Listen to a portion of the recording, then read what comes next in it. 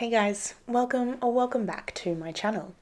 This is Cruel Intentions, a true crime channel. I am Holly, and with every video I take you on a journey throughout Australian true crime history.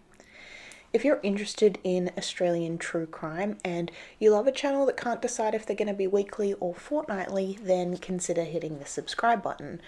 Or don't. I'm not here to tell you what to do, I'm not your real mum, and I never will be.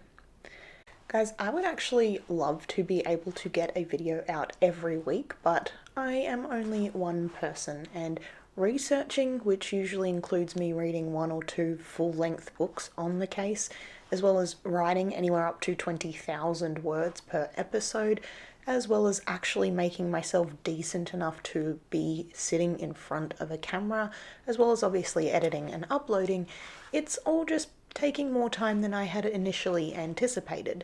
And I'm still working on the other video series that I really want to incorporate too. So, it's all just very that. But we're here now, so let's get into it. Now, before we do dive in, I just want to let you guys know that this case will discuss mental illness and will heavily revolve around suicide and suicidal tendencies. But, warnings aside, let's jump into the case. So this week we are talking about the tragic murder of Giuseppe Joe Cinque, who was an unknowing part of a murder-suicide plan organised by his girlfriend Singh, who then didn't go through with the suicide part. So basically just murder. Just after midday on Sunday the 26th of October 1997, emergency services received a call from a hysterical young woman, telling the dispatcher that she needed an ambulance because she had a person that had potentially overdosed on heroin. She told the dispatcher that the person was vomiting blood. When the dispatcher asked for her address, instead of immediately giving it to him, she continued to ask if the vomiting was a bad sign. He asked again for the address, to which she said, "Can you hang on? Please just tell me, is that a bad sign?" Now, the ambulance station was actually only a couple of minutes away from the caller, but it took this dispatcher more than 20 minutes to get the correct address. There is a transcript of the 000 call, and I will link to it in the description, but instead of giving the address, she asked again and again if the person who had overdosed would be okay and what she was going to do. She gave her name as Olivia and told the dispatcher that the person's heart was still beating. Now, she couldn't tell the dispatcher if the person was still breathing, but asked if the person was going to die. Now, this dispatcher obviously could not give her an answer until the ambulance got there, but he still didn't know where to send it. He needed the address. Now, eventually, Olivia gave the correct address and was talked through giving mouth-to-mouth resuscitation. When the ambulance officers actually arrived, they saw the young woman on the nature strip outside the apartment complex waving them down. When the paramedics ran up the stairs to the apartment, they found a young man, naked, lying diagonally across the bed. Vomit was coming out of his mouth, and it looked like the mouth-to-mouth resuscitation had only filled his stomach with air. He was not breathing, but he was still warm to the touch. The paramedics laid the man on the floor and spoke to the woman about how much heroin he had consumed. She told them that he'd had 150. Now, ambulance officers automatically knew that this was 3 times the typical dose of heroin. The woman then told them that the man had also taken flunitrazepam, or Rohypnol, the date rape drug. Rohypnol was originally intended to treat insomnia and assist with anesthesia. It is 10 times more potent than Valium or diazepam and can cause excessive sedation and memory loss. As the paramedics started working on the young man, they shouted at the woman to massage his heart. They, meanwhile, tried to clear his airways so that they could insert a tube into his trachea. She asked them if they were going to use Narcan, and they said that they weren't. It was a strange question. Even in the late 2000s, 10 years after this, Narcan is not widely talked about. It's a medication that blocks the effects of opioids, and it's commonly used to counter decreased breathing. It can be given intravenously, it can be injected into muscle, and it can be given as a nasal spray. Effects of Narcan can last from 30 seconds to 24 hours depending on how many doses have been given.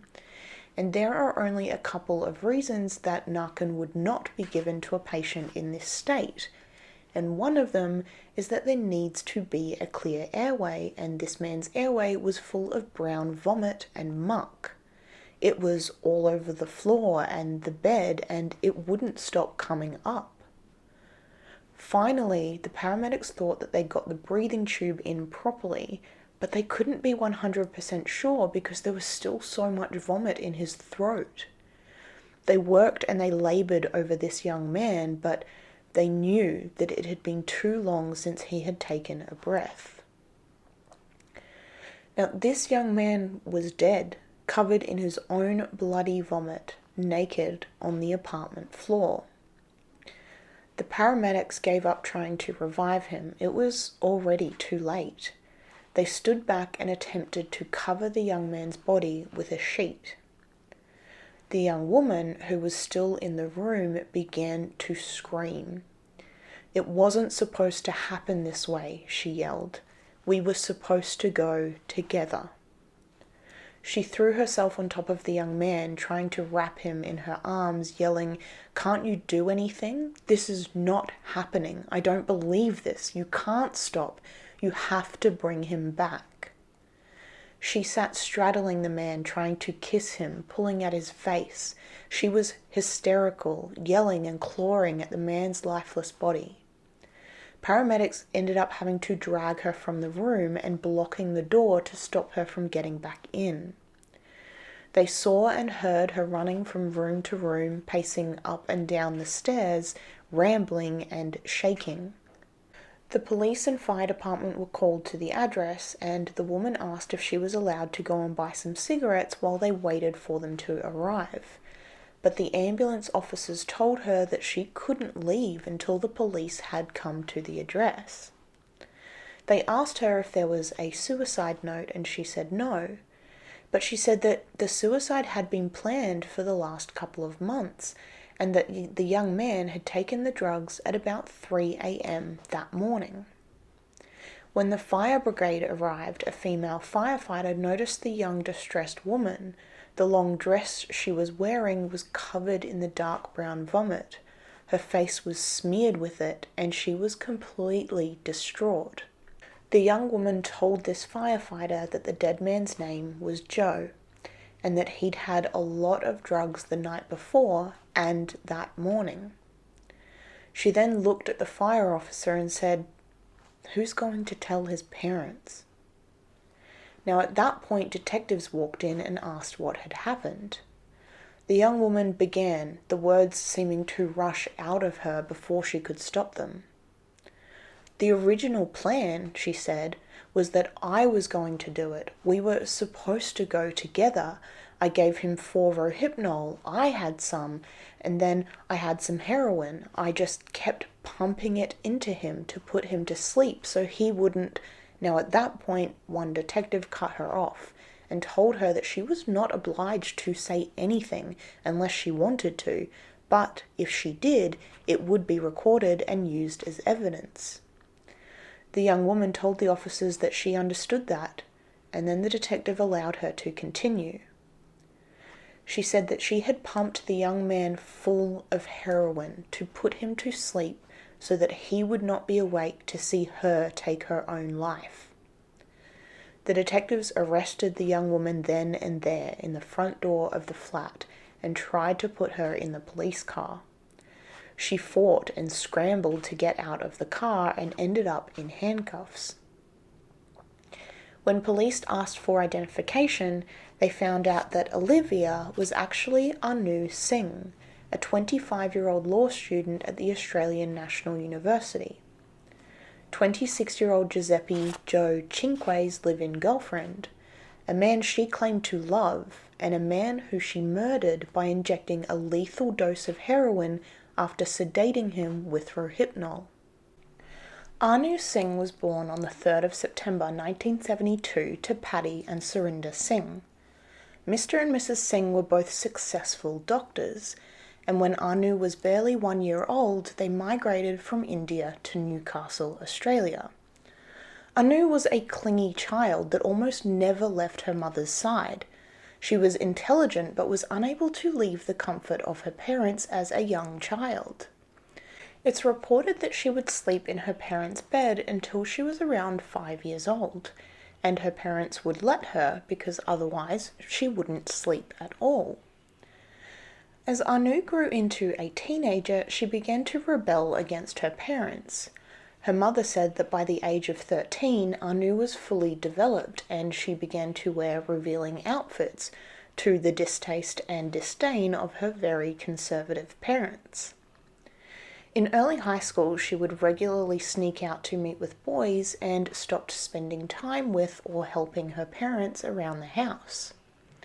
She had almost no relationship with her younger brothers, and by the age of 15 had started regularly using cannabis and alcohol whenever she could get it.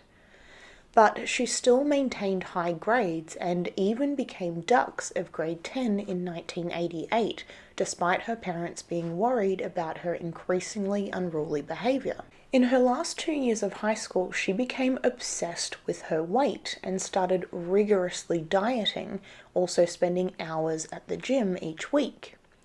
She got high scores in her end-of-year exams and decided to study economics and law at the Australian National University in Canberra. She deferred for a year at first, and then she moved out of her parents' home and moved to the Australian Capital Territory to begin her tertiary schooling. Anu did not cope very well being away from her parents. Although she had rebelled from them while she lived at home, she was always near them and had them to console her, support her, and most importantly, had them to lean on for moral and emotional support. She was constantly on the phone to her mother. Her father was worried that she was too far away from home, but they supported her in her education. Unbeknown to them, she was indulging in more than just pot and booze. She had started recreationally using cocaine, speed, and LSD. She continued to obsess about her size, and even though she was worryingly thin, she still spent hours a week at the gym and picked up every fad diet that came along. The constant contact with her parents petered out in 1993 when Anu Singh started dating a fellow student, Simon Walsh. Her obsessive behaviour, however, only became more pronounced. When she visited her parents, they noticed that she was frightfully skinny. She had become vegetarian and was taking aerobics classes every day. Her parents, of course, were very worried about her, but while she was with Simon Walsh, she seemed to be more stable, to the outside world at least, but on the inside, things were as turbulent as ever. Not known to her parents, Anu had fallen pregnant to Simon and had terminated the pregnancy. The relationship was rocky after that, and Anu was going out without Simon a lot. She was distancing herself from him. It was at the very end of 1994 when Anu was 22 and was out at a nightclub in Newcastle called The Brewery. There, she met 23-year-old Joe Cinque.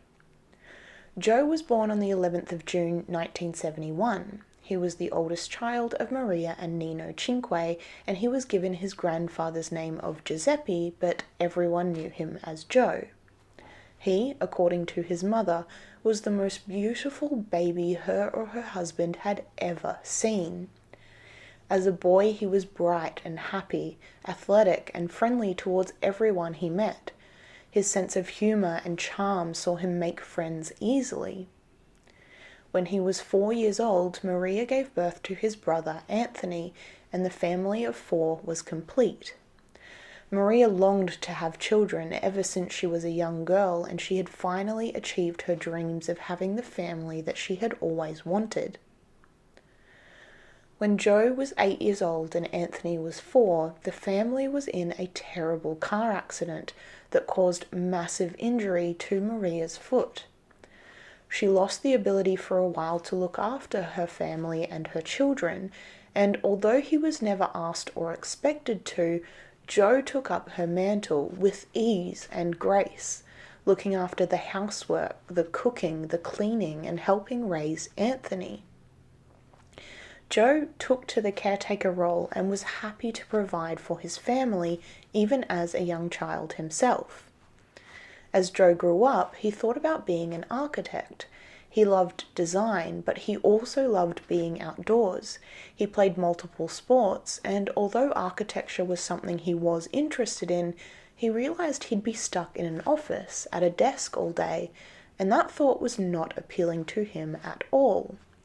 When he graduated high school, he instead decided to become a civil engineer. His father had worked in that field, and so had his grandfather, his namesake.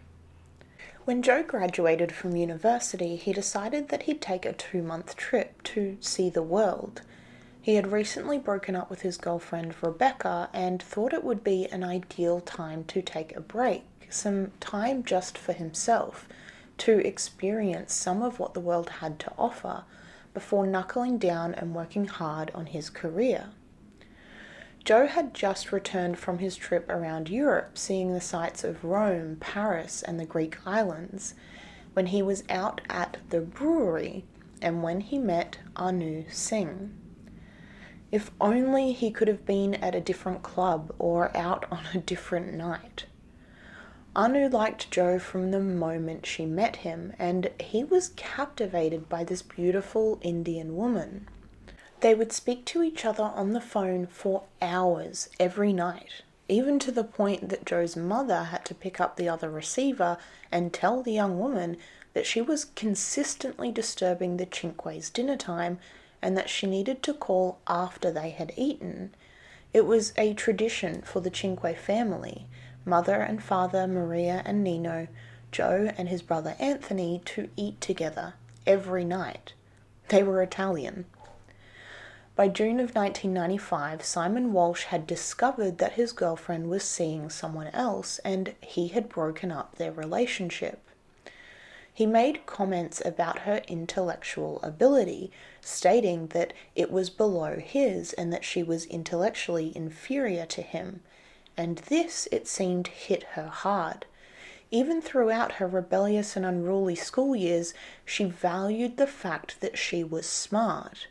She had put a lot of value in her grades and had often belittled those that she thought were unintelligent. Her friends and family noticed a distinct change in her behavior. She began using drugs daily, graduating from cocaine and speed to crystal meth and ecstasy.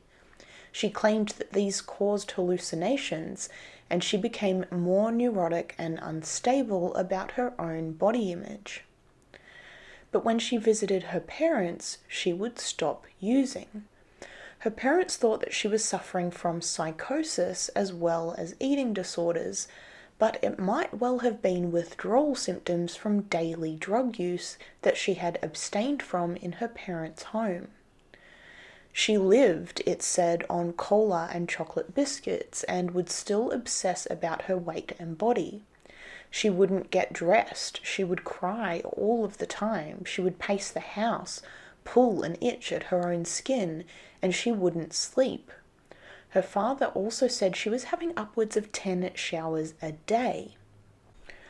Joe was travelling to Canberra every weekend to see Anu. He would leave work on a Friday afternoon and wouldn't come home until Sunday night, and sometimes only making it back in the early hours of Monday morning to get a couple of hours sleep before he had to be at work. His parents worried that he was driving too much, and they saw Anu as controlling and bossy and far too needy of their son's attentions. A few times Joe's mother Maria tried to call his mobile phone at work, only to find it had been turned off. When she asked him about it, he wouldn't say anything. But he was working for the same engineering company that his father and grandfather had both worked for, so she knew his boss well. His boss confided to her that Anu had been calling and calling him throughout the day, interrupting work regularly, so he'd been asked to turn it off. At the end of 1995 and beginning of 96, Anu Singh was convinced that she needed liposuction. She was barely 40 kilos as a 23-year-old, but that did not stop her from begging her doctor father to organise for her to go to an appointment for the procedure. Now, it spoke to Anu's ability to persuade people to her will. She was a strong personality, and she had a way of manipulating people to get what she wanted. Her father, even though he was concerned about her weight loss and mental health, watched her pull at loose skin on her waist and exclaim that it was fat and that she needed liposuction. And he ended up going as far as to book the appointment for her and pay a deposit for the surgery. But Anu pulled out at the last minute. She was falling into a deep depression, and her parents begged her to get professional help, to see a doctor or psychiatrist, but Anu refused to admit that anything was wrong. Now, it wasn't until mid-96 that Joe Cinque's parents, Maria and Nino, even met Anu Singh. The first thing that struck them was just how skinny she was, but Joe was smitten. He would talk non-stop about how beautiful she was, how intelligent, and how nice she was. Joe was changing right in front of their eyes. Usually he was conscientious, serious about his work, career, and studies, but he started missing days of work to travel to Canberra to be with Anu. She would call and ask him to fly to Canberra because she needed him. She was sick. His parents would tell him that her parents were both doctors and they were closer. If she was sick, he couldn't help her, but they could. And he needed to continue to work and study. On occasions, Joe would sneak out in the middle of the night and catch a plane to see Anu. He and Anu were calling and calling each other multiple times a day. His parents kept seeing their home phone bills topping $700 or $800. They tried to warn their son that this woman was manipulating him, that she snapped her fingers or whistled and he would travel for hours just to look after her when she didn't need looking after. But Joe was happy to take on the caretaker role for Anu, just as he had been happy to take on the same role when he was 8 years old, helping to look after his own family. It was natural for him. He fell into it easily. Maria and Nino knew this, and the more they tried to warn him about her, the more he wanted to look after her. His mother again tried to tell him that this woman was manipulating him, and Joe responded, "Mum, please don't make me choose. I love you, but she needs me. I have to go there." Maria didn't want to alienate her son, but she knew that something was wrong. Now, as it turned out, Anu was sick, but literally and by choice. She had begun taking ipecac syrup in large quantities and regularly to maintain and reduce her weight. At a dinner that Joe and Anu had at a friend's house, she had been complaining about her body and her weight, and she says it was at this point that Joe had mentioned the words ipecac syrup. He had heard that some models had used it to stay thin. Now, ipecac is a fast-acting emetic, which basically means it makes you throw up. It causes rapidly induced forceful vomiting and was originally intended to be given to people and patients that had orally ingested poison. It was found in more recent studies to be less effective at lowering total body poison concentration than activated charcoal when ingested orally. It is misused commonly by those who have the condition bulimia nervosa to induce regular vomiting and assist with weight loss. The friend who had invited them for dinner said that Joe had mentioned ipecac syrup in passing, and when Anu had asked if he could tell her more about it, he had flat out refused. He knew that Anu was sick and was dealing with bulimia, and he did not want to make it any easier for her to sink deeper into the disorder. Anu's relationship with Joe was still a secret to her family, and when she had split up with Simon Walsh, her father had told her that she needed to focus on her studies before she started dating again. But it was only in September of 1996 that her parents met Joe for the first time. When they had been hiding their relationship, Joe had told his family that if her parents ever called, they were to say that he was a friend of Tony's, one of Anu's brothers. Paddy and Surinder Singh liked Joe. He was accomplished, he had a good job, he treated their daughter like a princess, he looked after her, and he worshipped the ground that she walked on. It was in November of 1996 that Joe Cinque made the decision to move to Canberra to live with Anu, just down the road from her university. Anu began to withdraw from her family and began to complain of chronic fatigue, muscle pain, hot flushes, among other things. She was convinced that she was physically ill and still couldn't bring herself to admit that her illness might have been psychological. She had complained to her mother that she felt things crawling under her skin and that she was suffering from a muscle wasting disease. She saw multiple doctors that couldn't find anything physically wrong with her. She wasn't suffering from any physical illness, but Anu was certain that she had a debilitating terminal disease. She told her father in January of 1997, quote, "I think I have a different head on a different body. I think I'm going mad." Her parents again begged her to seek professional help, and this time Anu agreed. She saw a psychiatrist that referred her to a specialist, but Anu never followed up and never attended the appointment. Her parents became increasingly concerned for their daughter and for her mental health, which seemed to be deteriorating right in front of them. Her mother contacted the mental health crisis team, and she and her father inquired about having Anu scheduled or committed. But because she was not classed as a risk to herself or to others, they weren't able to admit her without her consent. In March of 1997, Anu came with Joe to stay at his parents' house over the weekend. Joe went to his mother and told her that Anu wanted to speak with her. He took over doing the dishes while Maria went out to the veranda to speak with Anu. Maria said that Anu started telling her about all of her problems, the muscle wasting disease, the health issues, the feeling that she had that she was very, very sick. She told Maria that she thought she'd understand because she knew what it was like to be sick from the car accident.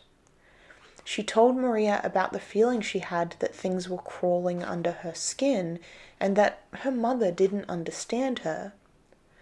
Maria noticed that she was fidgeting, her legs were jiggling and shaking, she seemed irritated, nervous and anxious. Her speech was rushed and she would start and stop sentences. Maria said to a friend a day later that if she didn't know any better, she would have thought that Anu was on drugs, or at least suffering from withdrawal. Maria also said later that one of the biggest mistakes she ever made was not telling Joe about this behaviour.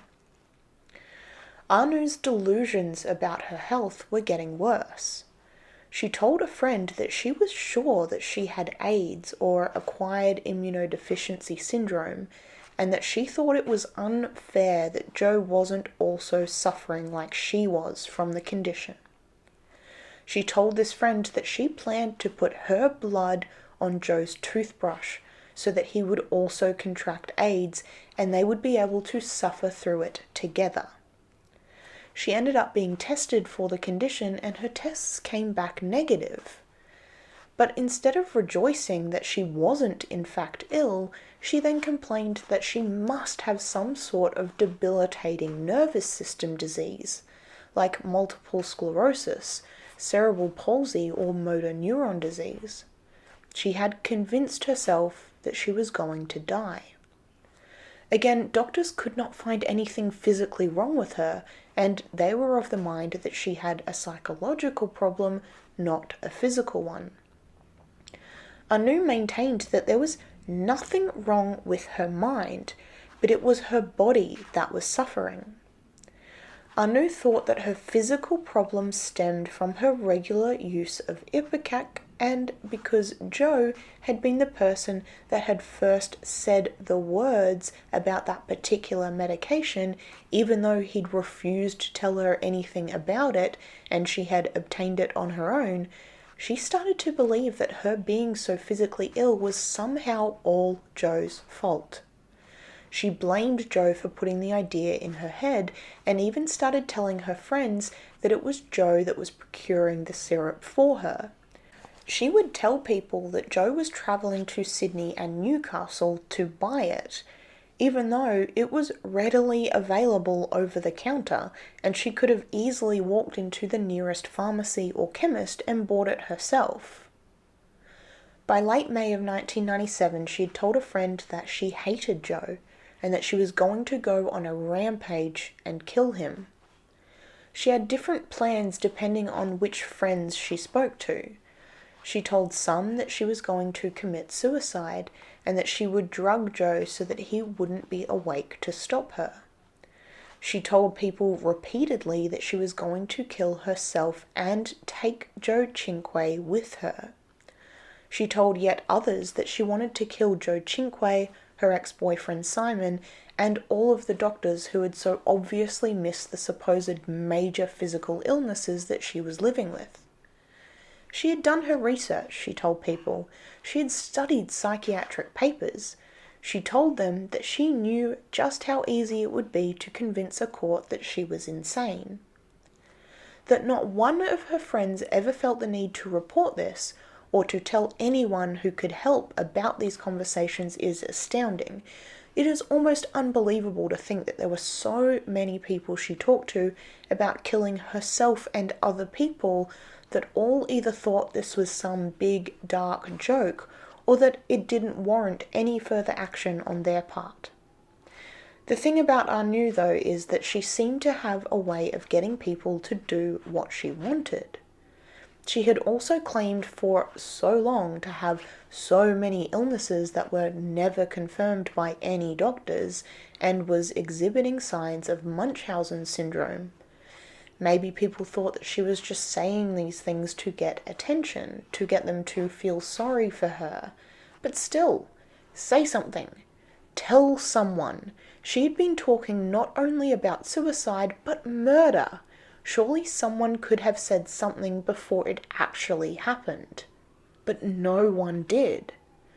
And not just in this instance. Anu would go on to have so many interactions with so many people where she spoke about killing not only herself but Joe as well. And not a single person ever spoke up. In June and July of 1997, Anu had begun to research suicide methods. She had confided in and trusted her best friend Madhavi Rao, and the two had started to frequent the university library to find information on different ways to end Anu's own life. They would spend hours looking up texts and papers, photocopying pages upon pages of approaches, legal ramifications, legislature, and consequences associated with assisted suicide. In August of 1997, 2 months before Anu Singh delivered the fatal dose of heroin to Joe Cinque, Anu and Madhavi had asked a couple of acquaintances about purchasing a gun. Madhavi, it seemed, was the only one privy to the intimate details of Anu's plans, and her insistence that she was not only going to kill herself, but was planning to take her boyfriend Joe along with her. It was said that Anu had done research into what happens when someone in a loving relationship dies, and had read somewhere that the surviving partner on average is alone for 3 years before the pain and trauma of losing their significant other subsides enough for them to consider moving on. Of course, this is subjective and it depends on the person, but the thought of the man that she loved the man she seemed to also hate, but the person that she was going to marry and have a family with, her unofficial fiancé, Joe Cinque, finding and loving someone else after she had died was too much. She needed him to go with her. In some sort of sick Romeo and Juliet tragedy, they would leave this world together. At least that's what she had outlined to Madhavi. One of the friends, only named Mr. T due to suppression, that Anu Singh had approached about buying a gun, didn't think she was serious, and also didn't think she had the money to do that anyway. Anu told him all about her physical issues, her degenerative disease, the ipecac that she was confident was causing it, and her desire to end her own life. He shared with Anu his own stories of deep depression, his failed suicide attempts, in efforts to persuade her from the thought process, but she seemed to not take in any of what he had said to her. A few days later, Anu and Madhavi were at Civic, the large business and shopping district in the city. An acquaintance of Madhavi's saw the girls sitting on a bench seat and went to say hello. Madhavi introduced her to Anu, who, without knowing this person, launched right into her plans to buy a weapon. The acquaintance, Bronwyn Kamek, had been a regular heroin user and knew that you only had to look up to find a dodgy enough character at Civic to organize such an opportunity. She pointed out a man who happened to be walking by that she knew might have access to that kind of thing, and Anu Singh jumped up. She spoke with this man, but no money or guns were exchanged. Anu Singh offered to drive Bronwyn home, and on the way she detailed her plans for suicide. She told this complete stranger about how her serious neurological and muscle disorders had been caused by ipecac syrup, about how she was physically suffering, and how she had planned to kill herself, which is why she needed the gun. Bronwyn, a heroin addict, told Anu Singh that if she wanted to kill herself, she wouldn't use a gun. She would overdose on heroin. Only days later, Anu Singh was back talking with Mr. T, this time about the logistics of overdosing. He told Anu that it wouldn't take much for someone who wasn't an addict, someone who hadn't tried it before, wasn't a user, maybe $50 or $100 worth. She would stop breathing fairly quickly, and from there, death would come in only minutes. Anu told him that she was getting the money together and that she would contact him when she had it. How many people had Anu Singh now told that she was going to end her own life? How many friends, acquaintances, strangers had she shared her plans with? And not a single person felt the need to tell anyone, speak to someone who might have been able to do something about it. Her parents, who were increasingly concerned about their daughter's behaviour, tried again to have her admitted to a mental health facility. They had submitted a formal request to have her scheduled against her will. That decision needed to be made by a magistrate, and it was in the process of coming before a judge, but it was a slow process. Nothing had yet come of it, and unfortunately Joe Cinque would be dead before a magistrate ever saw the request. A week after Anu Singh had been told about how to overdose on heroin, she contacted Mr. T again. She had enough money and wanted to purchase 0.5 gram of the drug. She and Madhavi Rao turned up at his apartment with $250. She asked Mr. T to obtain 0.5 gram for her. He left to score and came back with the drugs. At his dining room table, he showed the girls how to prepare a hit. He explained what he was doing the entire time, and after taking some for himself, he injected first Anu and then Madhavi after they said they wanted to try it. Friends told Madhavi to stay away from Anu, that she was nothing but trouble, but for some reason, Madhavi felt like she couldn't cut ties with the young woman who was her best friend. Madhavi was a quiet and unassuming girl who grew into a quiet and unassuming woman. She was said by friends to be led easily and also to be extremely generous, helpful, and no one really had a bad thing to say about her, except that she was, well, a pushover. Madhavi was an only child for a long time, and then her parents gave birth to a sibling who happened to be disabled. It was said that Madhavi had an ingrained need to assist Anu. A lot of people thought that Anu Singh was a hypochondriac, that she was pretending to be sick, that she was vying for attention, that her threats of murder and suicide were either empty or they were based on a selfish need to make others feel her suffering. Madhavi would never have been able to give up on someone who needed her, someone who was suffering, and Anu Singh used that to her advantage. It was also said that Madhavi would never have been able to forgive herself if it turned out that Anu really was suffering with a debilitating health condition and she hadn't helped her. At any time, though, she could have told someone, could have stopped it, and she didn't.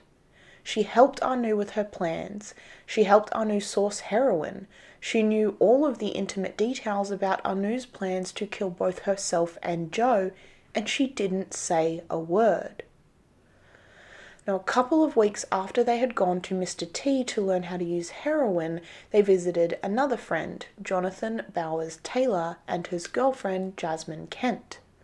Bowers Taylor had attended law school with Anu and Madhavi and knew both of the girls well. Anu had often rung their house talking about her plans to end her own life. Jasmine had been another person who told her that overdosing on heroin would be an easy way to go. She had overdosed once herself, and if she had not gotten help, would have died. But in this instance, Anu Singh had told her that because of the stigma attached to the Indian community, she couldn't possibly kill herself with a heroin overdose. Had she changed her mind in the months between that conversation and this visit, or had she already decided that only Joe would die? Jasmine Kent had discussed many different ways that Anu could go about committing suicide, apart from overdosing. She could use a gun, shoot herself. She could purposefully get into a fatal car accident. When asked why Jasmine didn't get help for her so-called friend, she had said that if Anu was sick and dying, as she commonly claimed to be, and she wanted to kill herself, well, that was her business. It was a common thread with this friend circle, who all seemed to have a penchant for heroin use, and who all seemed to think that it was an individual's God-given right to end their own life if they wanted to, especially when Anu, according to what they had heard, was living with debilitating degenerative diseases, was in pain constantly, and was certain she was going to die anyway. That day, Bowers Taylor gave the two girls another demonstration on how to use heroin, while Jasmine sat in the living room watching TV and eating the pastries that Anu and Madhavi had bought for her. Over the next month, not only did Anu and Madhavi tell people they had taken heroin, but they also tried to inject themselves to get practice. Madhavi had told a friend of hers that Anu had used her to practice on. She didn't like it, but she was inexplicably tied to Anu and her plan. Anu contacted Mr. T again and told him that she wanted to buy a full gram of heroin. She paid him $500 and he prepared 2 syringes full of the illicit drug. But this time he asked her why she needed so much. She had already outlined her plan to end her own life by overdosing, but she told him, quote, "Someone's coming with me." Mr. T was shocked, and when he asked her who, she refused to give him any further details, and he decided that he didn't need to know. On Sunday the 19th of October, Joe and Anu went to Joe's family's home to visit with his parents and brother. At the end of their visit, Joe asked his mother if she had any spare food prepared. He told her that he and Anu were having a dinner party the next night. Maria told Joe that she didn't have anything ready, but she would be happy to make something for them to take home. Joe told her not to worry about it and thanked her for the offer, but ended up picking up some takeaway to serve to their guests the following night. On Monday the 20th of October, Anu and Joe threw a dinner party for some of their friends. Madhavi brought along a friend who hadn't met either Anu or Joe, but Madhavi had confided in her on the way to the couple's flat that this was a last supper of sorts, that Anu had organised this as a goodbye dinner, that she would be ending her own life that night, and also ending the life of her boyfriend, the man that she had told people she was unofficially engaged to, the man she claimed to love with all of her heart, and the man she blamed for her never-ending chronic illnesses. Olivia didn't know if this was a joke. She thought it might have been because it was so blasé, it all just seemed so casual. When Madhavi and Olivia arrived at the Antill Street address, they found Anu and Joe and a couple of others already there. Anu seemed affectionate, happy and bubbly, but soon told Madhavi and Olivia that they had far too much food and asked if the two girls would go door to door in their suburb and invite others to the dinner party. The suburb was home to numerous uni students, and many of them had heard about Anu's plans for suicide.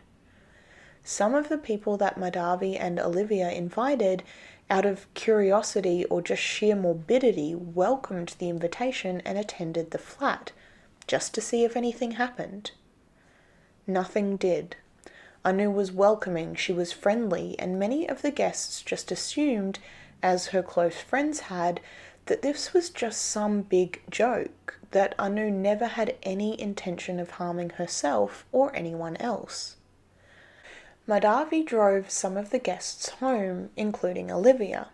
On the way back to Olivia's residence, Madhavi told her that the suicide plan was going ahead later that evening.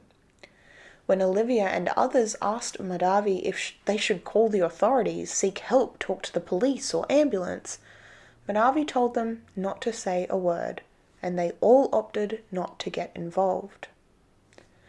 That evening, Singh laced Joe's drink with Valium.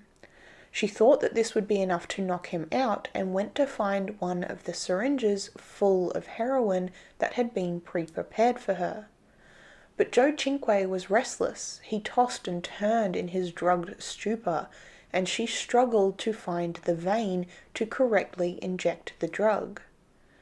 She was unable to successfully inject Joe with the heroin, and she noticed that the drugs had congealed inside the syringe. The attempt at taking Joe's life had failed.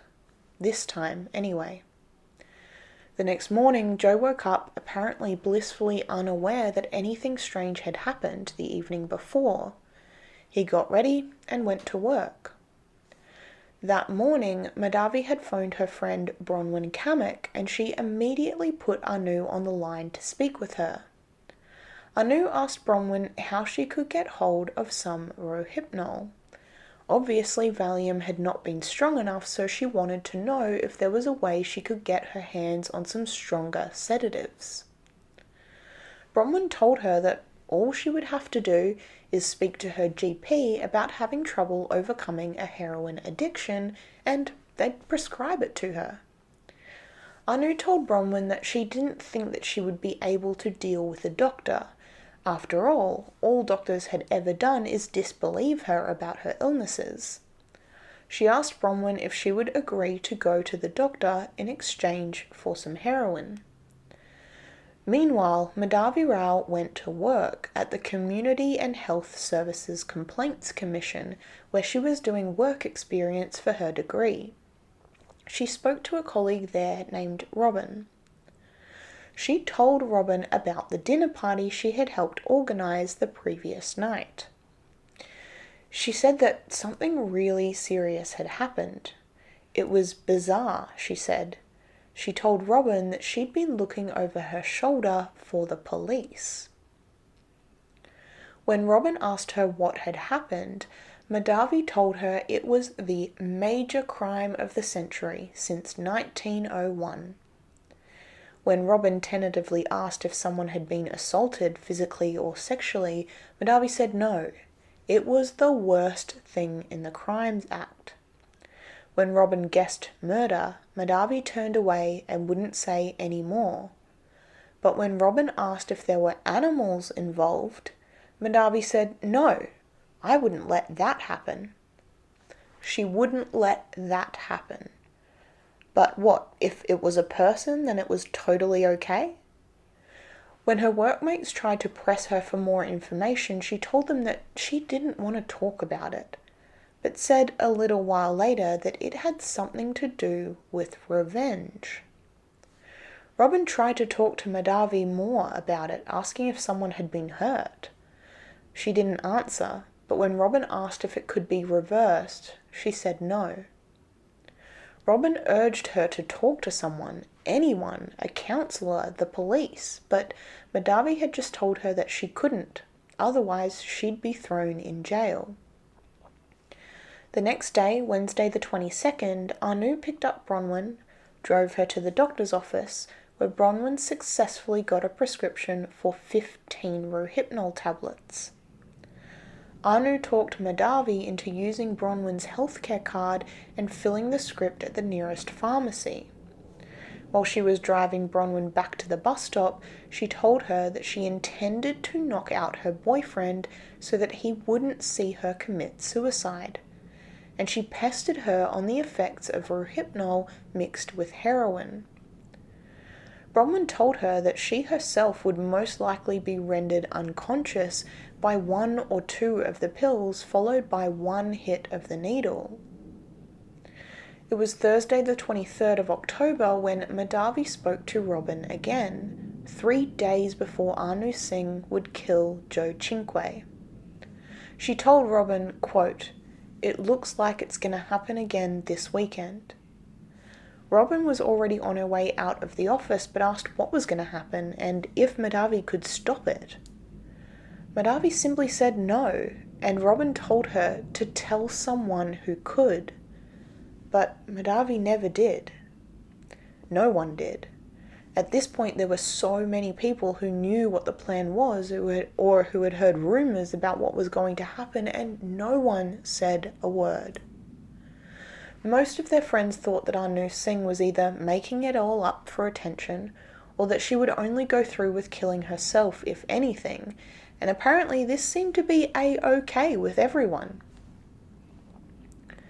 On Friday the 24th of October 1997, Joe Cinque arrived home from work to find that his girlfriend, Anu Singh, the woman he'd opened a joint bank account with under the name of Joe and Anu's wedding fund, had organised another dinner party.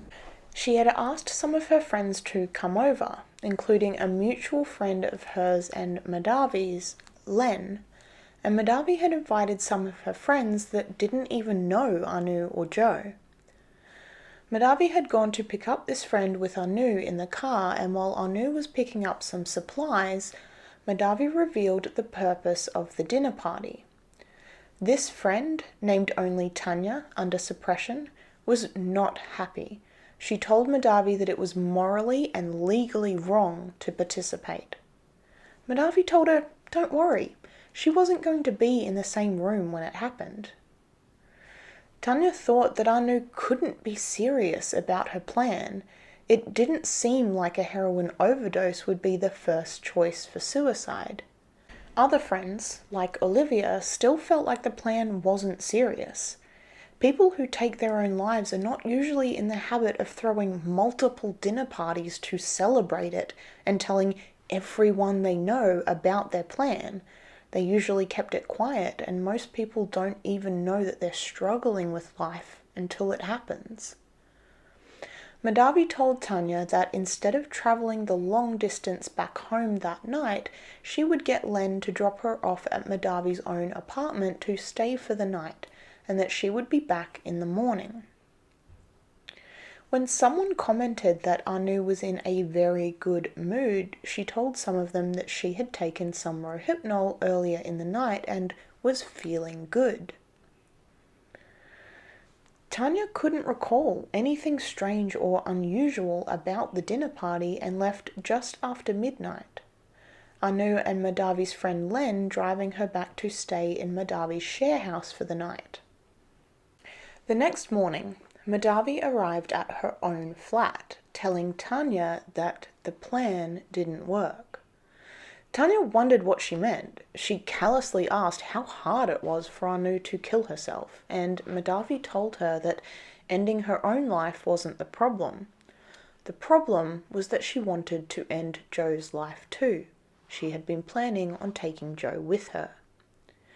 Madhavi told her that Anu had spiked Joe's drink with 10 Rohypnol tablets and had attempted to inject him with a lethal dose of heroin, but that it hadn't killed him. She had told her that, quote, "It was amazing. It wasn't his time to go. Even though he's had that much Rohypnol, he was still moving. Anu couldn't get the injection into him. She wanted to put it in his arm muscle. I told her it wouldn't work. It wouldn't kill him." Tanya inquired as to whether Madhavi knew before the fact that the plan had been to kill Joe, and she confessed that she had known for some time, and it was hard to look him in the eye the previous night.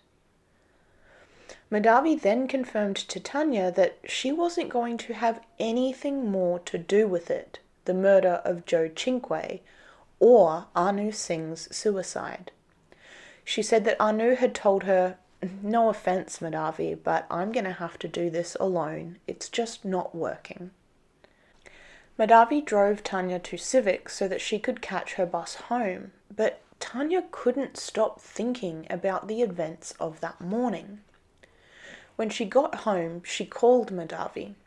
She told her that she wasn't comfortable with the whole situation. In her mind, suicide was one thing, but murder? That was something entirely else. She asked Madhavi for Len's number, the friend that had dropped her off the night before. She said that she would speak to Len about it, as he knew the girls better and might know what to do, or she would go to the police. This scared Madhavi. She told Tanya that she couldn't go to the police. It was none of her business. She didn't have any evidence of anything anyway. Madhavi was scared that she would get into trouble if Tanya told anyone. Suddenly, it was Anu on the line instead of Madhavi. Tanya threatened to go to police and Anu fired up. "You don't have any evidence," she said. "What would you even tell them?" Tanya responded that she would tell them that Anu had Rohypnol and heroin, and that she had tried to inject him because she blamed him for her medical conditions. Anu started crying, telling Tanya that she loved Joe, and telling her that if she said anything, she'd ruin their relationship and her career. If Joe knew that Anu had drugged him, then he would leave her, and she would not let that happen. Anu continued to try and convince her that it was over, that she had realized when he was asleep that she loved him, and that he had always been the one to stick by her. Tanya agreed to stay out of it, but only after they had given her Len's number, and she had at least spoken to him about it, because he was a close friend of the girls, so he would know if she was serious about it. She said that she didn't know Anu very well at all and felt uncomfortable with the situation. She felt implicated in something, and she felt like she had to do something about it. Anu Singh and Madhavi Rao went to Len's house. They called Tanya and handed the phone to Len, and Tanya launched right into it. Anu tried to kill herself and Joe last night. She was using heroin and Rohypnol. Len did not react the way that Tanya had expected. He wasn't surprised or shocked. In fact, Len had known about Anu's plans for months, and like everyone else, never thought she was serious about it. Anu got back on the phone and asked if Tanya was satisfied. Tanya said no. Anu said, "Well, I'll tell him. You can listen." Anu told Len that she'd been depressed for the last couple of months. "But aren't I always?" she added. I thought about killing myself and taking other people with me. What's new? Said Len. I got some heroin, she said, and I considered it, but I didn't do it. I never do. No, Len said, you don't. Anu spoke to Tanya. Are you going to leave it alone now? You heard everything, she asked. Tanya still wasn't satisfied, but Anu maintained that it was none of her business. Nothing was going to happen to Joe. She loved Joe. Len loved Joe. They wouldn't let anything happen to him. Tanya finally agreed to leave it alone, but warned Anu that if anything did happen to Joe, that all of her friends were now implicated.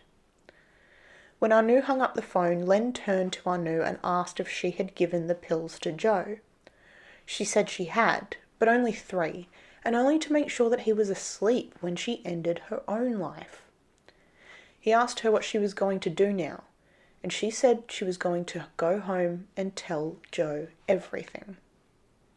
Later that evening, Anu called Madhavi. Joe was starting to wake up from his Rohypnol-induced coma, and he had said he was hungry.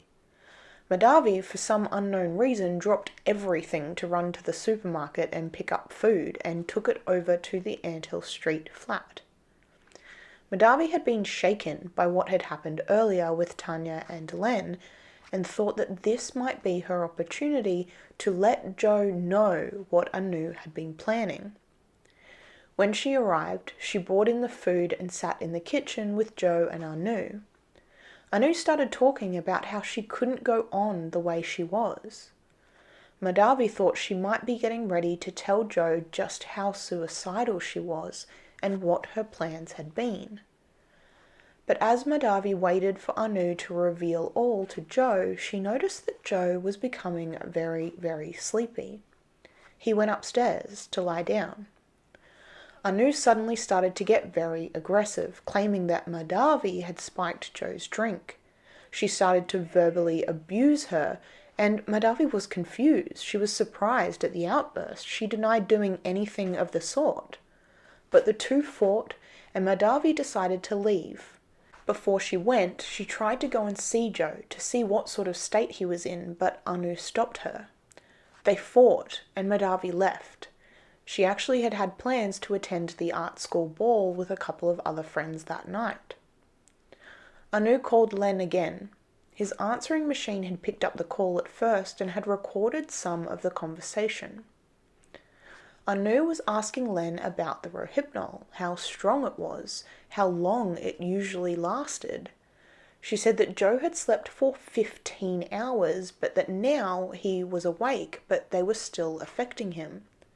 She mentioned maybe taking him to hospital, but then Joe Cinque's voice can be heard on the tape, mumbling the words, "My mind's 100% functional. My body just wants to sleep like crazy. Anu's worried for nothing." Len took this to mean that Anu had told him about the sedatives. Close to midnight, Anu called her friend Jonathan Bowers-Taylor to ask him if heroin could be injected in other areas, the legs or the backs of arms. Madhavi had stayed at the ball until sunrise the next day, Sunday the 26th of October. Soon after she got home, she was woken up by Anu calling, and then eventually knocking on her door. When Madhavi answered it, Anu launched into the problem. Joe was not well, she told her.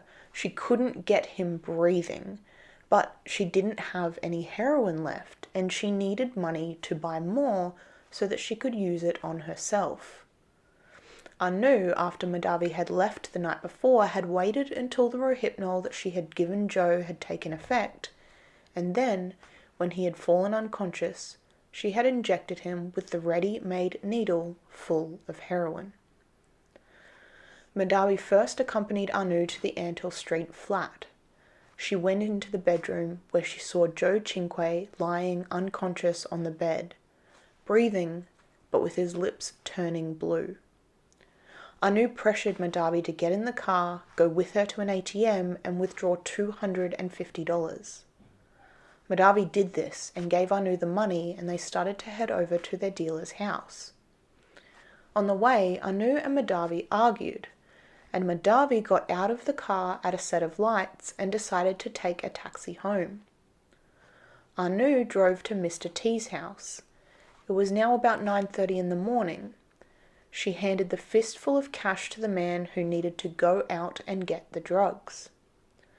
Anu was left with a friend of his who was at the house at the time, and she said to him, "I've done something I shouldn't have." Mr. T, the dealer, already knew that Anu was planning to end her own life, and she had already told him that she was going to take someone with her, and was planning to do it with a heroin overdose. And yet he didn't hesitate to take her money and provide her with more heroin.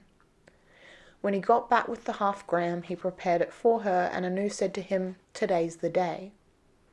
He just told her not to be silly, and sent her on her way with the loaded syringe in hand. Anu went back to her flat, but that additional hit of heroin was not for her. It was to make sure that Joe did not survive. Just before midday, 2 hours after she had left Mr. T's house, Anu called Bronwyn Kamek, the woman she had sourced the Rohypnol from. She was frantic, claiming to Bronwyn that Joe had overdosed on heroin, that he was turning blue and was only breathing every 10 seconds or so. Bronwyn told her to immediately call paramedics, but Anu refused. She said that if she did call the ambulance and they revived Joe, he would know that she had drugged and injected him, and then he'd be angry at her. She told Bronwyn that Joe was breathing and then not breathing, vomiting black liquid. She tried to convince Bronwyn to come to the house, but Bronwyn wouldn't. She just kept urging Anu to call an ambulance. Bronwyn told her to do mouth to mouth, but Anu wouldn't. She just kept yelling at her. Bronwyn yelled back that Anu was a selfish bitch who had absolutely no right to take someone else's life. Anu told her that she'd come and pick her up, but she needed to come and help. Bronwyn said to Anu, "Joe will be dead in minutes. You don't have time to come and get me. Please call an ambulance. If you do, you'll have an angry boyfriend. If you don't, you'll have a murder charge." Anu realized that she was right. She hung up, and then she finally made the call to the paramedics. It took more than 20 minutes for Anu to give her real address to the dispatcher, knowing full well that Joe didn't have that much time. She had killed him, on purpose, pre-planned, and seemingly without ever having any intention of going with him. At the same time that the paramedics were pronouncing Joe Cinque dead, Len had called Madhavi Rao. He wanted to know what was happening. He had gotten a strange call from Anu the night before. He asked Madhavi, quote, "Have you heard any developments?" Madhavi told him that something had happened, but that she didn't want to talk about it on the phone. She wanted to come and talk to him in person. Madhavi arrived at Len's house and told him that the paramedics were at Anu's apartment. She had obviously been there again between leaving her house and arriving at Len's. His home was 5 minutes away, but she hadn't got there for about 40 minutes after he had called. "Anu tried to kill Joe last night," she told him, "with heroin. She injected him with heroin." Len said that he couldn't believe that Anu had actually done it. They discussed calling Anu's mum to tell her what her daughter had done. Both of them were worried that Anu would get away with it, that she would tell everyone that Joe had done this to himself. Madhavi picked up the phone, but, true to her character, she didn't call Anu's mother. She called Anu. She asked if the paramedics were looking after Joe, and the reply was just frantic screaming. Madhavi hung up and told Len that Anu was hysterical, and she didn't think they should call her mother. She sounded really angry, Madhavi told Len. Len was still wondering why this had happened. He thought that Anu had sounded remorseful about what she had done to Joe with the Rohypnol. She had even said something about taking him to hospital. He asked Madhavi again, why did this happen? And Madhavi finally gave him an answer. She told Len that when Anu had called her very early that morning, she had told her that Joe had said he was going to leave. Joe had been planning on moving out and breaking up with Anu. Anu had called Madhavi over and over again, and on one of those calls, Anu had told her that she had already injected Joe with the heroin. And there it was. Anu had claimed over and over again that she was going to end her own life and take Joe with her, but she had never ever acted. Most of her friends never took her seriously, even when she had told them numerous times that she was going to murder someone else. But it took this. It took Joe wanting to get away from her for her to act. I am 100% certain that Anu's inner monologue was screaming at her that if she couldn't have him, no one else could. Madhavi told Len that she had seen Joe earlier that morning. He was blue and pale, but he was breathing, she urged. He was still breathing. Len asked her why she didn't call an ambulance, and Madhavi replied, Anu wouldn't let me. Anu Singh was charged with murder, and 2 days later, Madhavi Rao was charged with murder, attempted murder, and administering a stupefying drug. Madhavi, when faced with these charges, claimed that she tried at every stage to intervene, but that was a lie. So many opportunities to stop it. So many times she could have called someone, could have told someone. She had claimed to Len that Anu wouldn't let her call an ambulance or the paramedics, but she was an adult. She had a phone. At any time over the Sunday morning she could have called, but she chose not to. Joe Cinque's official cause of death was asphyxiation from terminal inhalation of vomit while under the influence of respiratory depressants, heroin and rohypnol. Now, an overdose victim would usually have between 0.2 and 0.5 milligrams per litre of heroin in their system. Joe Cinque's reading was 0.67 milligrams per litre. He had been injected with so much heroin at once that he didn't stand a chance. When police conducted searches of the apartment, they found Joe's planner. He had scheduled an appointment for Monday the 27th to organise moving out of the flat. A hand-drawn arrow pointed to 6 p.m. and the words "Move, urgent, today." None of his luggage was in the house. He had already packed his things. Anu Singh and Madhavi Rao were scheduled to face trial together. The trial started on Tuesday, October 6, 1998. Madhavi had been bailed out shortly after her arrest, but Anu had been in remand. During that time, Anu had requested that her friend, Jonathan Bowers-Taylor, find her every high-profile case where the defendant had successfully pled not guilty by reason of insanity. When the trial began, Anu pled not guilty by reason of diminished responsibility, which meant that she knew she had broken the law. She accepted that she had killed Joe Cinque, but that she shouldn't be held criminally responsible because she was mentally impaired when the crime had been committed. She said that she was suffering from a major depressive disorder, borderline personality disorder, a false sense of reality. She had been suffering with an eating disorder, psychological problems that had manifested in her believing that she had physical terminal diseases. Friends of the two women were called as witnesses, but as the trial progressed, it became clear to the judge, Justice Ken Crispin, that the testimony against Anu would create unfair bias against Madhavi, and so aborted the double trial on November the 11th. 2 separate trials would be held at a later date.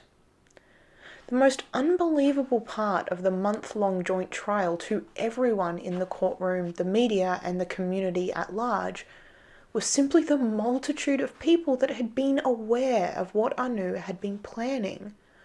that no one had come forward earlier, that every single one of them had the opportunity to save Joe Cinque's life and none of them had even tried.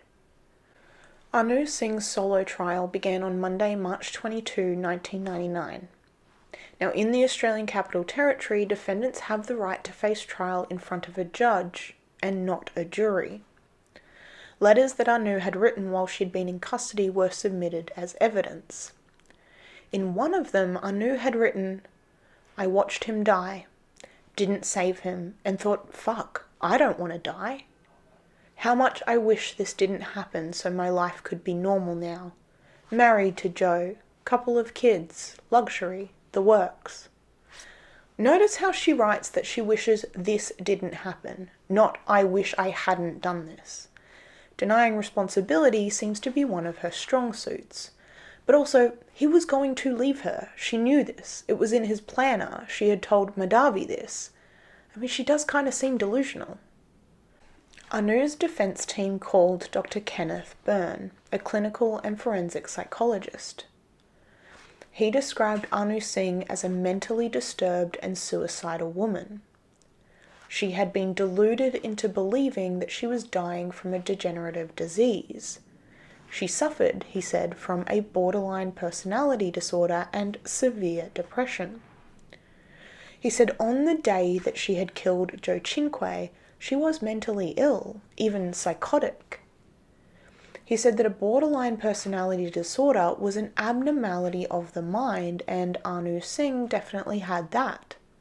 He said that Anu in that state would have been highly suggestible, and all of her friends and acquaintances had either encouraged her in her plan or had failed to restrain her from it. Her defense team, led by Jack Puppers, called another expert, Dr. Paul Mullen, who was a professor of forensic psychiatry and the clinical director of the Victorian Institute of Mental Health. He said that Anu was suffering from a significant depressive illness throughout 1997.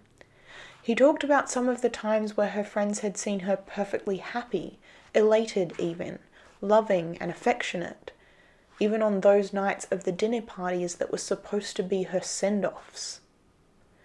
He explained that this was called masked depression. It was not the outward manic depression, which can be more severe, but it was definitely a sign of her affective instability. The prosecution had attempted to have their own psychologists interview Anu, but they had been denied that right. Anu had chosen not to give evidence, so it was apparently her right to not speak.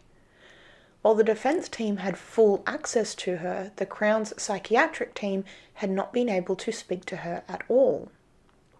They had to work off the police statements, witness statements, Anu's letters from the remand centre, a Rorschach test, and a test called the Minnesota Multiphasic Personality Inventory, which was a list of over 550 propositions in which the answers could only be agree or disagree. It was supposed to be sensitive enough to pick up attempts of defendants or patients trying to make out like they were sicker than they actually were. Anu's lawyer even tried to argue that the Crown should not be allowed to call any psychiatric evidence, but Justice Crispin ruled against that claim. The Crown called Dr. Susan Hayes, Associate Professor of Behavioural Science. She claimed that the depression that came from body image and Anu's eating disorder was very, very different from clinical depression. She said that a lot of her symptoms, including the crawling feeling under her skin, the claims of having a different head on her body, could all be contributed to the use of various recreational drugs, including cocaine, LSD, ecstasy, and heroin. She was asked about the call Anu had made to Bronwyn Kamek while Joe lay dying instead of the ambulance. Didn't this show, she was asked, that Anu Singh's thinking was grossly disordered? Dr. Hayes responded that this only showed that Anu was in two minds, that she wanted to appear to be saving him, but that she did not want to actually save him. Dr. Michael Diamond was the last of the 4 psychiatric experts to be called in Anu Singh's trial. He began talking about Anu displaying immature and dramatic displays of behaviour, that she was superficial, glib, and attention-seeking. He was absolutely not convinced that Anu was suffering from a significant abnormality of the mind when she intentionally killed Joe Cinque. He said that the main problem was that she could not resolve conflict in her life in a mature way. She couldn't handle complex emotions, she couldn't control her moods, and she couldn't maintain composure. He got right to the heart of it. He said that the whole thing had been a tremendous drama that Anu Singh was staging. She had spoken so obsessively about killing herself, but in fact had murdered another person. It was all part of her self-involved need to be taken seriously.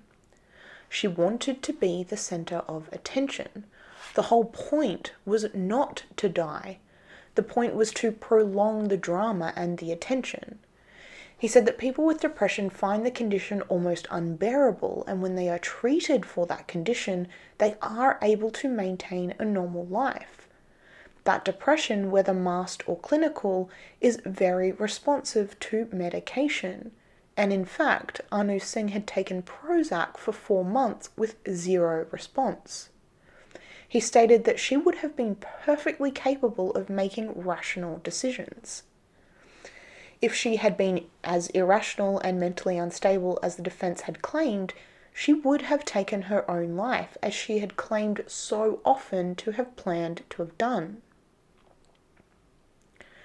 The Crown's prosecution and Anu's defense team summed up, and Justice Crispin adjourned the court until he had come to a verdict. In the last week of April 1999, Justice Crispin entered the packed courtroom. Joe Cinque's family were in their seats, waiting to see what justice would be given to them for the murder of their innocent, talented, and beautiful son. Anu Singh's parents were there, holding their breath for their only daughter, who they believed needed medical and psychiatric treatment, not jail time. And so it seemed was every journalist, reporter, and inquisitive spectator. Justice Crispin raised his head from his papers on the bench and said, "I find the defendant not guilty of murder, but I find the defendant guilty of murder."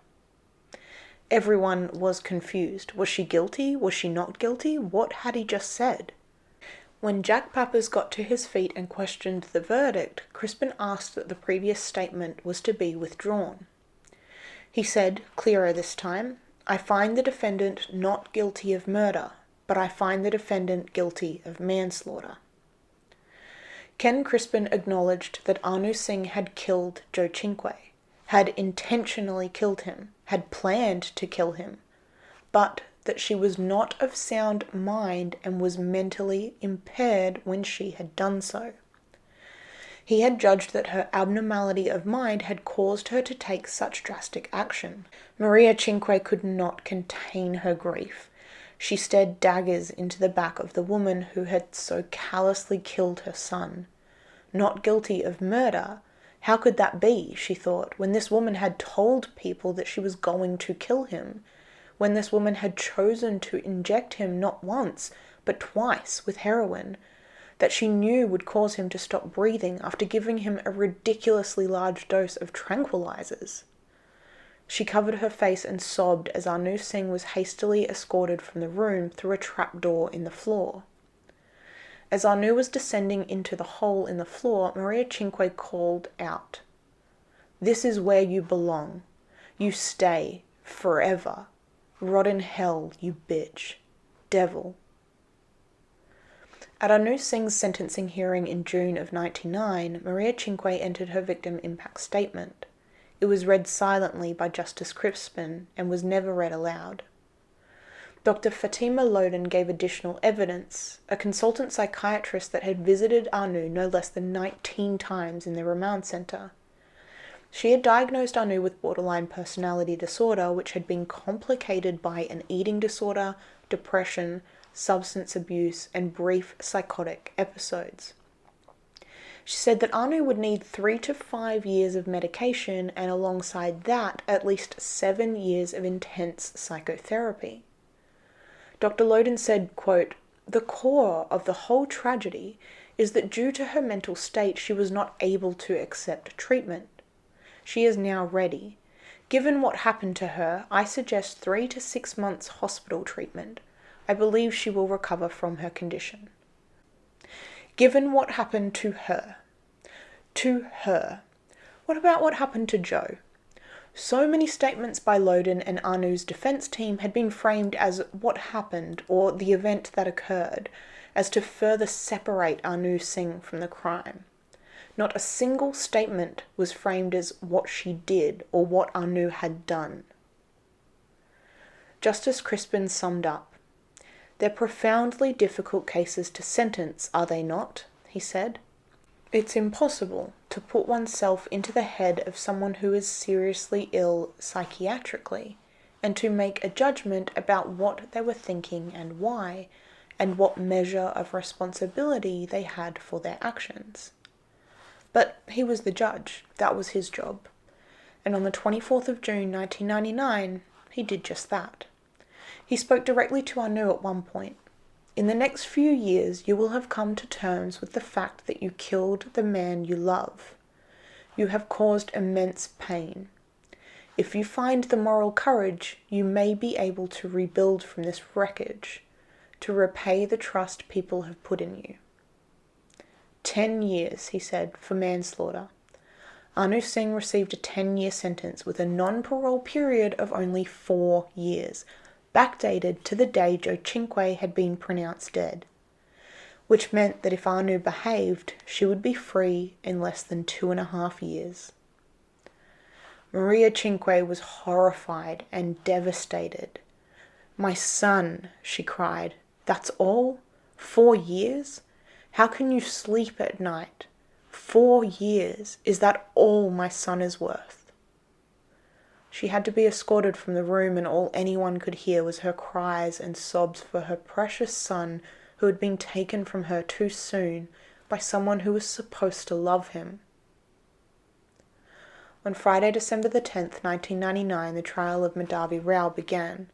She was facing 4 charges, and the prosecution maintained that she had failed in her duty of care. But they clarified they did not think her responsible for actually killing Joe Cinque. The prosecutor, Mr. Golding, argued that Madhavi and Anu shared a common purpose, the plan to kill Joe Cinque. She was not an innocent bystander. For several months before he had died, she had played an active role.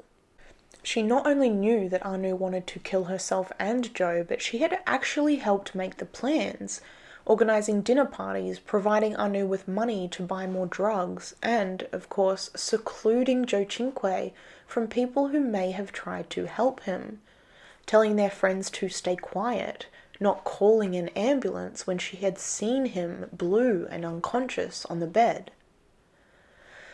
Justice Crispin, however, claimed that duty of care was a very difficult aspect of the law.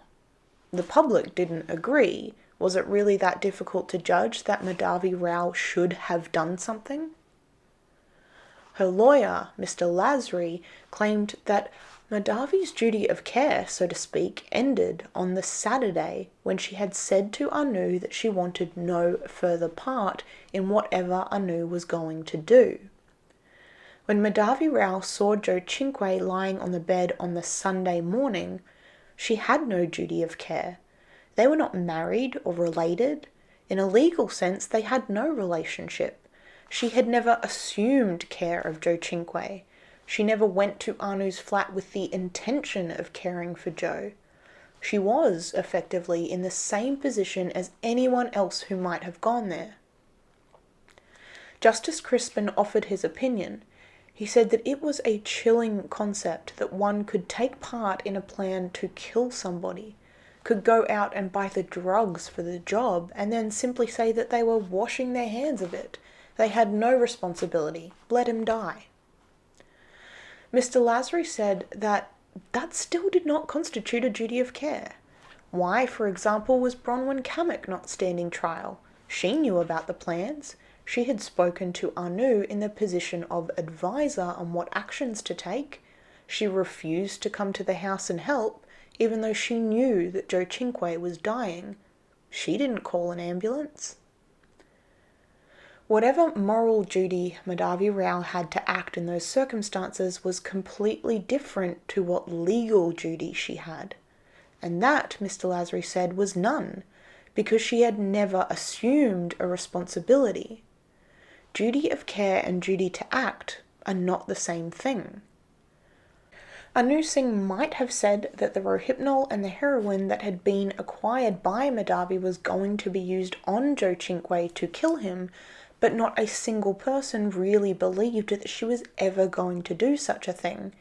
And judging by the way Anu Singh was given to claiming these things and crying wolf, there should be no reason why anyone should have believed her. There was no evidence that Joe Cinque had already been given the lethal dose of heroin when Madhavi had got to the apartment that morning. The forensic pathologist had said that it was unclear if he'd been given one large dose or two smaller ones. He believed that Joe had been injected twice, once at 3:30 a.m. and then again about 8 hours later, but because Joe was not a user, it's unclear as to which was the lethal dose. The first injection may have killed him without the second, but it had never been proven that Anu had ever given him the second dose that she had obtained later that morning. So it could not be proven that when Madhavi Rao went to the flat that Joe's life was actually yet in peril. Mr. Lasry finished by saying that there was no direct evidence of what had occurred in the lead up to Joe Cinque's death anyway, and the evidence that had been presented was lacking in weight and reliability. Madhavi Rao was acquitted of all charges. It felt like another failure of the justice system to the Cinque family. To anyone who knew him, Joe Cinque was a beautiful person, a loving son and brother, an intelligent man, a great friend, and a man that fell in love with the wrong woman. His mother remembers him fondly and keeps his pictures all over the house. His childhood bedroom remained untouched. His family still leaves his chair at the dinner table empty at mealtimes. And they still refuse to ever speak to Anu Singh, even though she has claimed numerous times that she wants to apologise to them. Anu Singh was released from prison in October of 2001, 2 years and 4 months after her trial. She was sent back for 4 months in April of 2004 for breaching parole by smoking weed. As one final slap in the face to the Cinques, while she was behind bars, she completed her master's degree in criminology through the Sydney University, and in 2009 she received her doctorate by completing her thesis on causes of female crime, including abuse, mental illness, and drug use. She's now living in Sydney, married to her partner, who she happened to have met whilst in remand for murdering her boyfriend. She still denies that Joe had ever threatened to leave her. Maria and Nino Cinque still struggle with the fact that not one of their son's friends came to his aid. No one who attended the dinner parties or had heard the plans or who Anu had spoken to about them lifted a finger. He did not have to die. His death was entirely preventable, and all those who could have done something about it didn't. Anu Singh spoke in 2017 on a news program apologising to Maria and Nino for what happened and saying that if she could turn back the clock, she would. But notice how she still doesn't say, "I'm sorry for what I did." She still says, "I'm sorry for what happened." She maintains that she still can't understand why she killed Joe, that there is no legitimate explanation to be made. She said once in an interview that she can't explain it because there is no explanation. It was like doing a university assignment. Yeah, she compared killing Joe Cinque to doing a university assignment. This bitch. And that, my friends, is the case of Joe Cinque and Anu Singh. In my personal opinion, I think Anu Singh did have some issues, but not so much that she didn't know exactly what she was doing. I think she's a narcissistic, selfish woman who needed all of the attention on her. I think she finally put her plan into action because she realized that Joe had woken up to her antics and really did want to leave. Now, I'm not discounting mental illness, please don't get me wrong. I know firsthand and secondhand and thirdhand how hard it is to overcome and what it can do to you. But I still think that Anu had all of her faculties, and she made the conscious decision to murder Joe Cinque. And I'm going to keep calling it murder, because that's exactly what it was. And just as a side note, if you or someone you love or just someone you know is struggling with mental illness or suicidal thoughts, please, please, please call someone. You can contact Lifeline on 13 11 14 or at lifeline.org.au. You can call Beyond Blue on 1300 22 4636 or visit their site at beyondblue.org.au, or you can call Headspace on 1800 650 890 or at headspace.org.au. These are all free anonymous services, so please call someone, tell someone. There is help available. You are not alone, and you do not have to battle alone. I will hopefully see all of you on the next episode with another Australian true crime case, but until then, be good, be safe, and don't murder anyone. Bye.